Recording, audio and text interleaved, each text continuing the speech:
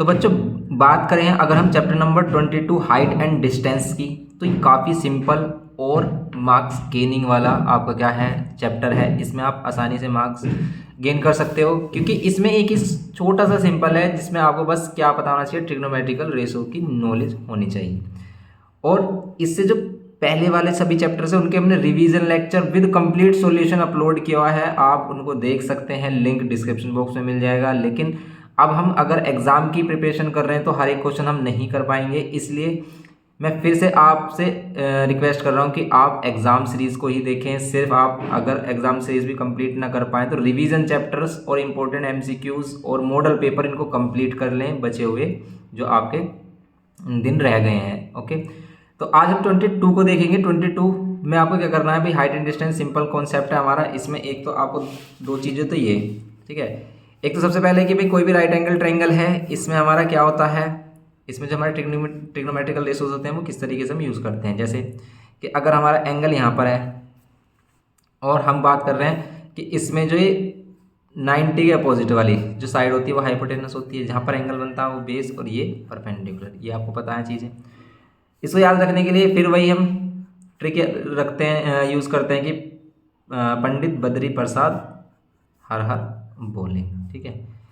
इसकी हेल्प से आप इनको याद रख सकते हो इजीली। कैसे कि ये वाला क्या शो करता है, पहला वाला होता है साइन का रेशो, ये साइन को शो करता है कि साइन जो भी एंगल होगा हमारा थीटा ए बी सी वो क्या होगा, परपेंडिकुलर अपॉन हाइपोटेनस होगा। फिर ये कोस होता है, तो पंडित बद्री प्रसाद हर हर बोले सोना चांदी तोले, ये टैन होता है। ओके, टैन का रेसिप्रोकल कोट है और कोस का कोसेक है और साइन का क्या है हमारा कोसेक, और सॉरी कोस का सेक है, कोस का क्या है सेक है और इसका है कोसेक, साइन का कोसेक, ये होता है सिंपल। तो हम इस तरीके से लिख देते हैं कि भाई साइन थीटा या साइन ए किसके इक्वल होता है हमारा, परपेंडिकुलर ऑफ हाइपोटेनस।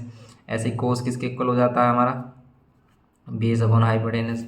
टैन किसके इक्वल हो जाता है हमारा, परपेंडिकुलर अपॉन बेस। ऐसे ये इनके रेसिप्रोकल हो जाते हैं। ये सभी चीज़ें हमने सीखी हैं। अब हाइट एंड डिस्टेंस में और क्या आ जाता है, एंगल ऑफ डिप्रेशन और एंगल ऑफ एलिवेशन, ठीक है। एंगल ऑफ एलिवेशन किसे कहते हैं, अगर कोई बंदा यहाँ पर है, ठीक है, यहाँ से ऊपर की तरफ देख रहा है, तो ये जो एंगल बनता है इसके बेस के साथ, इस एंगल को क्या कहते हैं, एंगल ऑफ एलिवेशन, ठीक है, एलिवेशन वाला एंगल बोलते हैं इसको। और कोई बंदा अगर यहाँ पर छत पर है, इसके टेरेस पर है, ठीक है, यहाँ से ये यहाँ पर नीचे की तरफ देख रहा है, ठीक है, तो इसके पैरेलल लाइन, इस बेस के पैरेलल लाइन बनाते हैं और ये इस लाइन ऑफ साइड से, ठीक है, इसे क्या बोलते हैं, इस लाइन ऑफ साइड से जो एंगल बनाता है वही क्या होता है हमारा एंगल ऑफ डिप्रेशन, ठीक है। ये एंगल ऑफ डिप्रेशन हो जाता है हमारा, ये लाइन ऑफ साइट हो जाती है। ये है हमारा सिंपल। ओके, इस आपको राइटिंग मैनेज करना, थोड़ी राइटिंग बेकार है मेरी, तो ये चीज़ें हैं बस इसमें। और फिर इसी के कॉन्सेप्ट पे हमने क्वेश्चन किए थे। जैसे कि अगर एक हम सिंपल क्वेश्चन देखते हैं, ये है हमारा कि लेंथ ऑफ शेडो, बस आपको देखना है कि देखो गिवन क्या है और हमें फाइंड क्या करना है, उन दोनों में रिलेशन बता दोगे तो आपका हाइट एंड डिस्टेंस वाले क्वेश्चन बिल्कुल ईजिली हो जाएंगे। जैसे कह रहा है कि length of a shadow of A vertical tower, सारा लैंग्वेज का खेल है यहाँ पर, कि length of a shadow of A vertical tower is √3 times it's height. ये जो शेडो है वो √3 टाइम्स है इसकी हाइट के, टावर की। तो find the angle of elevation of the sun, sun का एंगल ऑफ एलिवेशन, ठीक है। एक टावर है और ये इसकी शेडो है, ठीक है। जो शेडो है वो √3 टाइम्स है किसके, इसकी हाइट के। तो हाइट अगर हम एक्स लेट कर लेते हैं तो √3 टाइम्स। अब ये कह रहा है कि एंगल ऑफ एलिवेशन बताओ जो सन बना रहा है, मतलब ये वाला एंगल बताना है आपको। सिंपल है। ये क्या है, देखो इस एंगल के लिए ये बेस है और ये क्या है हमारा परपेंडिकुलर। परपेंडिकुलर बेस में कौन रिलेशन बनाता है, टेन। तो tan theta is equals to क्या हो जाएगा, परपेंडिकुलर अपॉन बेस। बेस कितना, √3 अपॉन एक्स, एक्स से एक्स कैंसिल। बताओ 1/√3 वैल्यू कहाँ होती है। तो ये टेबल आपको लर्न होना चाहिए। इसके लिए हमने टेबल बनाने की ट्रिक आपको बता दी है। आप लर्न भी नहीं कर सकते तो टेबल बनाना सीख लो। आप एक बार सीख लोगे तो आप अपने आप से टेबल बना सकते हो। ओके, तो 1/√3 और 1/√3 वैल्यू होती है 30 डिग्री पर, ठीक है। तो हम इसे लिख सकते हैं tan 30, क्योंकि tan 30 डिग्री होता है 1/√3 बस। तो theta is equals to 30 degree, ये होगा सिंपल हमारा, ठीक है। ऐसे फाइंड किया हुआ है इन्होंने, ऐसे आप कर सकते हो सिंपल।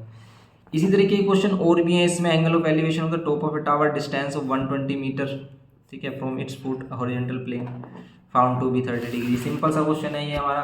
ये एंगल ऑफ डिप्रेशन का क्वेश्चन दे रखा है, तो एंगल ऑफ डिप्रेशन देखो, एंगल ऑफ डिप्रेशन अगर आपको गिवन करेगा ना तो बस हम एंगल ऑफ डिप्रेशन को किसके इक्वल ले लेंगे यहाँ पर, एंगल ऑफ एलिवेशन के इक्वल, क्योंकि ये क्या है ऑल्टरनेट इंटीरियर, क्योंकि ये लाइन इसके पैरेलल है तो ये ऑल्टरनेट इंटीरियर, तो बस ये वाला एंगल लेकर आप फिर वही यूज़ कर सकते हो। जैसे ये 180 गिवन क्या है, और अगर आपको क्या फाइंड करना है पी बी, परपेंडिकुलर गिवन क्या है, बेस हमें फाइंड करना है, तो परपेंडिकुलर बेस में tan रिलेशन बताता है और tan की वैल्यू रख लो।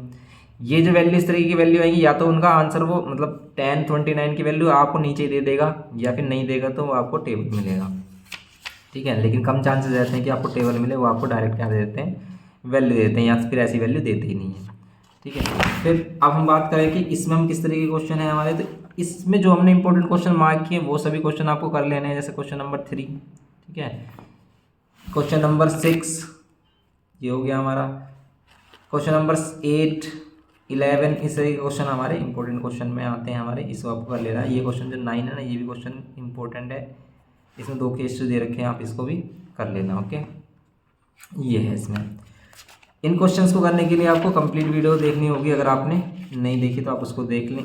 ये जो क्वेश्चन है ये भी काफ़ी इंपॉर्टेंट क्वेश्चन है, इस क्वेश्चन को हमने आपको बताया था कि भाई किस तरीके से करेंगे, कि इस तरीके का क्वेश्चन आता है तो इसमें आपको क्या करना है, सिंपल देखो इसमें क्या कहेगा कि वो रिफ्लेक्शन कहेगा, देखो आप समझेंगे इस क्वेश्चन को कैसे कर सकते हैं। ये कह रहा था angle of a elevation of a stationary cloud from a point 25 metre above the lake is 30 degree. ये लेक हमारा, हमने लेक का सरफेस, इससे 25 मीटर ऊपर आ गए हम, यहाँ से एक क्लाउड है हमारा, उस क्लाउड का एंगल ऑफ एलिवेशन कह रहा है, मान लेते हैं यहाँ क्लाउड है, इस क्लाउड का एंगल ऑफ एलिवेशन, ठीक है, यहाँ पर कितना है 30 degree, and the angle of depression of its reflection. अब देखो ये जितनी भी हाइट पर होगा उतनी ही नीचे इसका रिफ्लेक्शन पॉइंट बनेगा, जितनी ये हाइट है उतने नीचे इसका रिफ्लेक्शन। देखो यहाँ से इसका एंगल ऑफ एलिवेशन तो कितना है 30 डिग्री, लेकिन नीचे की तरफ ये एंगल ऑफ डिप्रेशन कितना बना रहा है 60 डिग्री, मतलब ये वाला एंगल क्या है हमारा 60 डिग्री है, ओके।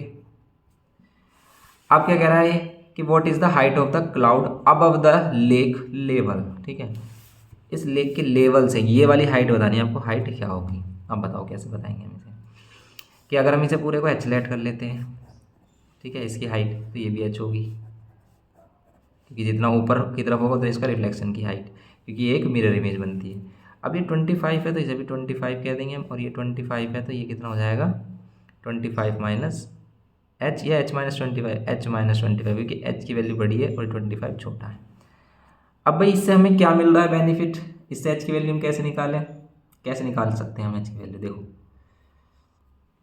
हमारे पास 2 राइट एंगल ट्रायंगल है, दोनों का ही कहीं ना कहीं यूज़ हो रहा होगा। अगर हम इस फर्स्ट वाले का करें, इस वाले ट्रायंगल को देखें अगर हम ए बी सी को, तो इसमें हम लगा सकते हैं क्या, in triangle A B C में tan यूज़ करेंगे, क्यों, देखो ये परपेंडिकुलर है, अगर ये एंगल है हमारा, ये बेस है क्योंकि ये हमारा हाइपोटेनस है, इन दोनों का यूज़ करें अगर हम tan 30 तो ये हो जाएगा परपेंडिकुलर h माइनस 25 और बेस कितना BC। BC की वैल्यू को हम कह सकते हैं यहाँ पर क्या h माइनस 25 अपॉन tan 30।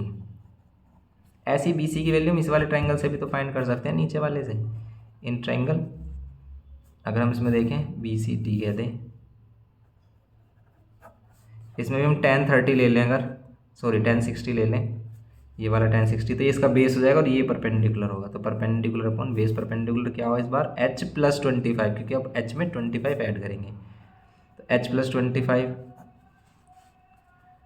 और बेस BC की वैल्यू फिर अगेन हम क्या कह सकते हैं यहाँ से कितनी हो जाएगी h प्लस 25 अपॉन tan 60।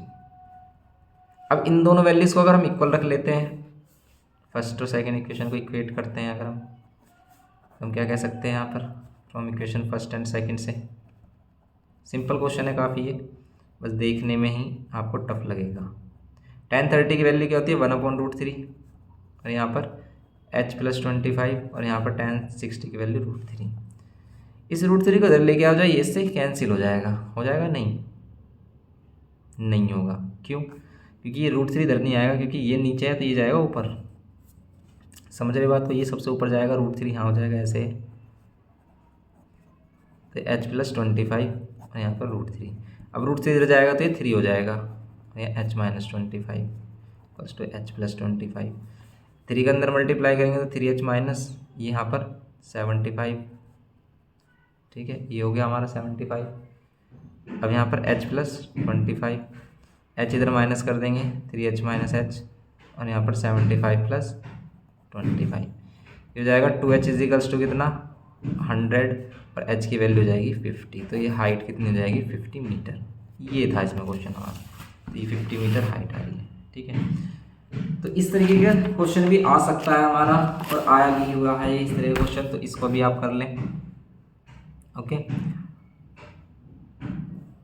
और फिर अगर हम देखें आगे, इसमें कॉम्प्लीमेंट्री वाला नहीं आ रहा ना पार्ट हमारा, कॉम्प्लीमेंट्री 90 माइनस थीटा, तो उससे रिलेटेड क्वेश्चन भी नहीं आएगा। जैसे ये है हमारा 20B में हमने क्वेश्चन मार्क किए हैं, जैसे ये 3, 9, ठीक है, इस तरह का क्वेश्चन हो गया फर्स्ट। एंड ये हमारे कुछ इंपॉर्टेंट क्वेश्चन है जो हमने इसमें मार्क किए हैं, ठीक है। 13 ये क्वेश्चन आपको आने चाहिए इस तरीके की, जिसमें हमारी अननोन वैल्यूज होती हैं, ठीक है। ये 7 वाला vertical tower stand on a plane and surmounted by a vertical flag staff. तो ये आपको क्या करना है, क्वेश्चन कर लेने हैं, इसका सॉल्यूशन हमने ऑलरेडी प्रोवाइड किया हुआ है। इन क्वेश्चन को अगर आप कर लेते हो तो इससे बाहर आपको क्वेश्चन कहीं नहीं मिलेगा। जैसे क्वेश्चन नंबर यहाँ 13 है, ठीक है। क्वेश्चन नंबर 9 भी अच्छा क्वेश्चन है, इसको भी आप कर लेना। और 21 ये प्रीवियस ईयर क्वेश्चन, इसी टाइप के क्वेश्चन तो हमारे आते ही हैं, ओके। तो यहाँ पर ये हमारा चैप्टर मतलब कंप्लीट है इसका। वैसे तो हमने ऑलरेडी कंप्लीट किया था, तो अब इसका कॉन्सेप्ट भी क्लियर हो जाना चाहिए आपको। तो इसी तरीके के अगर हम मतलब आप इसी तरीके का रिवीजन कर लेते हो अच्छे तरीके से, तो आप अच्छे मार्क्स स्कोर करते हो। तो बस आप अपनी प्रिपरेशन में लगे रहें। मिलते हैं नेक्स्ट वीडियो में। Thank you.